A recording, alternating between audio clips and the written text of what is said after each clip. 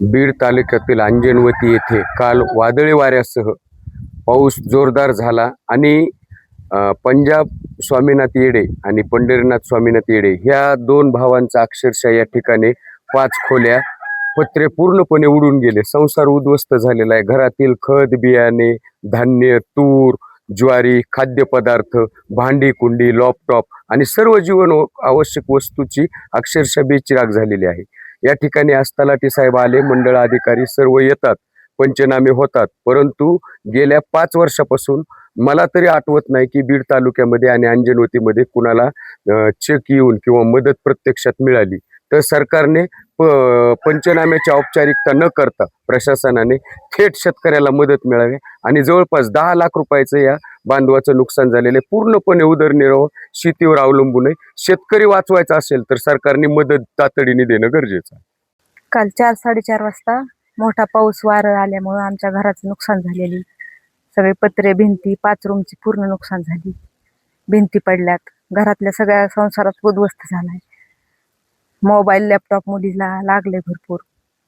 मुलीचे document, mobile, laptop सगळं खराब झाले. टीव्ही, दिवाण, पलंग सगळं फुटलंय. घरात सगळ्या पाणी झाल्यामुळे अन्नधान्य सगळं खराब झालंय. खताची नुकसान झाली. पेरणीसाठी खत बी भरलेलं. एकंदरीत किती नुकसान झाले पूर्ण? 5 लाखाच्या आसपास आमचे नुकसान झालेले. दोघा भावाभावाचे मिळून 10 लाखापर्यंत आमचे नुकसान झाले सगळे. काय मागणी तुमची सरकारकडे? लवकरात लवकर आम्हाला काहीतरी मदत द्यावी.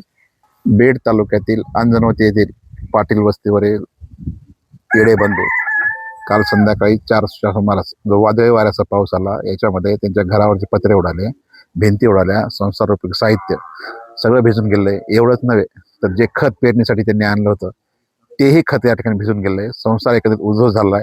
आज त्यांना जर झोपायचं म्हणलं संध्याकाळी तर निवाराची पंचायत आहे. ज्याप्रमाणे या ताईने म्हटलं की दरवर्षी येतात, पंचनामे करतात आणि मदत मात्र वेळेवर मिळत नाही. या प्रमाणामध्ये तातडीनं त्यांना मदत मिळायला पाहिजे. ज्याप्रमाणे सरकार लाडक्या बहिणींसाठी आपण खूप काही करत आहोत असं डांगोरं पेटतं, त्याचवेळी एखाद्या शेतकऱ्याची कन्या, तुमची लाडकी बहीण जेव्हा तिचा संसार उद्ध्वस्त होतो आणि तेव्हा ती सरकारकडे याचना करते की तातडीनं आम्हाला मदत मिळायला हवी, केवळ पंचनामे याच्यामध्ये आमचा वेळ वाया जायला नको, तेव्हा प्रशासनानं याची दखल घ्यायला पाहिजे.